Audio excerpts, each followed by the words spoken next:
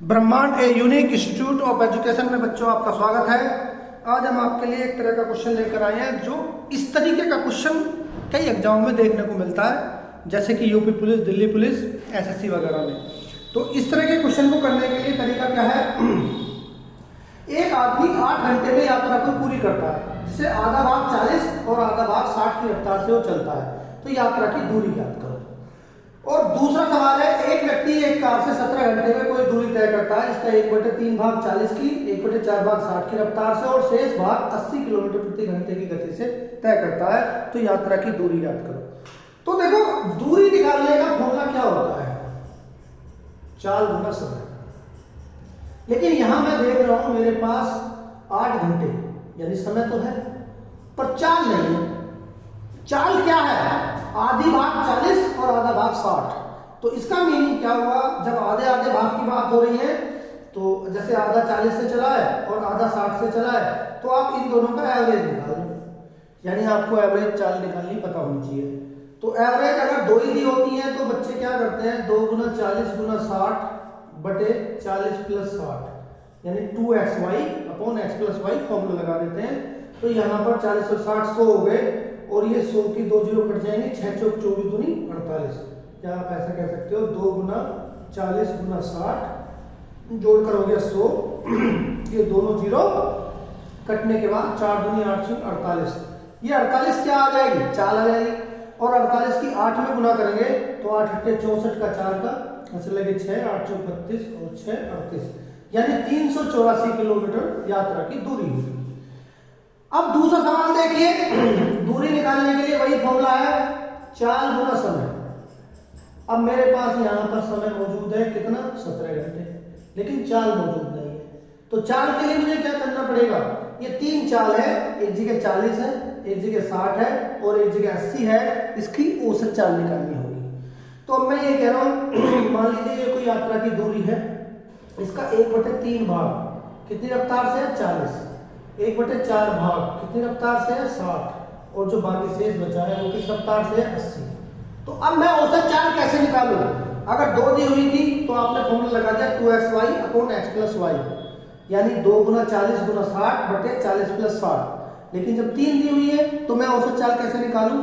तो इस तरीके के हर एक क्वेश्चन के लिए, इसके लिए भी और इसके लिए भी एक पैटर्न बता रहा हूं मैं। यहां पर चाल है 40 60 और 80, बल्कि इससे पहले इस पर आइए, यहाँ चाल कितनी है? 40 और 60। जब मुझे इनकी एवरेज स्पीड निकालनी है, जिसमें आधा आधा भाग यानी समान भाग अगर वो चालों से चलते हैं, तो औसत चाल निकालने के लिए कैसे करेंगे? आप इन दोनों का एलसीएम ले लो, 40 और 60। एलसीएम क्या आएगा? एक एलसीएम ऐसा नंबर जो 40 और 60 दोनों से कट जाए, तो 120। तो आप मानो यहाँ पर 120 दूरी है। अब इसका आधा भाग यानी 60 किलोमीटर वो 40 की रफ्तार से चलता है और इसका आधा भाग 60 किलोमीटर ही वो 60 की रफ्तार से चलता है। तो 40 की रफ्तार से यहाँ कितना लगा? 1.5 घंटा और 60 की रफ्तार से 1 घंटा।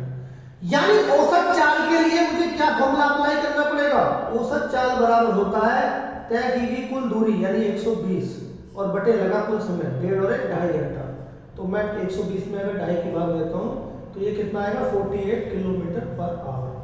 तो अब 48 ही तो लिया मैंने, यानी फॉर्मूला लगा लो, चाहिए वाला लगा लो। अब ये वाला मैं किस लिए अप्लाई करवा रहा हूँ? जिससे अगर मान लो यहाँ पर भाग अलग अलग होते तो आपको प्रॉब्लम कर देगा ये वाला, और अगर कई सारे होंगे अलग अलग भाग और अलग अलग चालें होंगी तो प्रॉब्लम कर देगा। जो ये फॉर्मूला है, जो सबका एलसीएम लेने वाला, ये सब में काम करेगा। तो 40 60 80 इन तीनों का एलसीएम क्या हुआ? 240। अब 240 किलोमीटर की आपकी दूरी होगी, उसका तिहाई भाग कितना हो गया? 80 किलोमीटर। तो 80 किलोमीटर 40 की रफ्तार से यानी 2 घंटे में तो यहाँ लगेंगे, और 240 का चौथाई कितना हो गया? 60 किलोमीटर और 60 की रफ्तार से 1 घंटा यहाँ लगेगा। अब 240 में से 80 और 60 140 निकल गया तो इधर कितना बचा? 100 किलोमीटर। अब वो 80 की रफ्तार से यानी 100 बटे 80 घंटे यहाँ लगेंगे, जीरो काट दी, 2 पंजे 10, 2 चौक 8, 5 बटे 4 घंटे, 2 और 1 3 प्लस 5 बटे 4 घंटे हैं, 4 तिया 12 और 5 17 बटे 4 घंटे ये हो जाएंगे। अब मैं जान रहा हूं औसत चाल कैसे निकालते हैं? तय की गई कुल दूरी जो कितनी है? 240 औसत चाल के लिए तय की गई कुल दूरी और लगा बटे कुल समय 17/4, तो बटे का 4 मैं ऊपर ले आऊं, यानी ये आ जाएगी इसकी औसत चाल। अब मैं यहाँ पर 240/17/4 है, वो 4 ऊपर आ गया, 17 से 17 कट गया, 240 गुना 4 कितने होंगे 960 किलोमीटर दूरी आ जाएगी। तो मैं फाइनली क्या कहना चाहता हूँ, आप इस तरह के क्वेश्चन में औसत चाल निकालिए एलसीएम लेकर के, आपका सवाल बहुत आसान पड़ेगा। चैनल को जो है लाइक कीजिए, शेयर कीजिए और सब्सक्राइब कीजिए।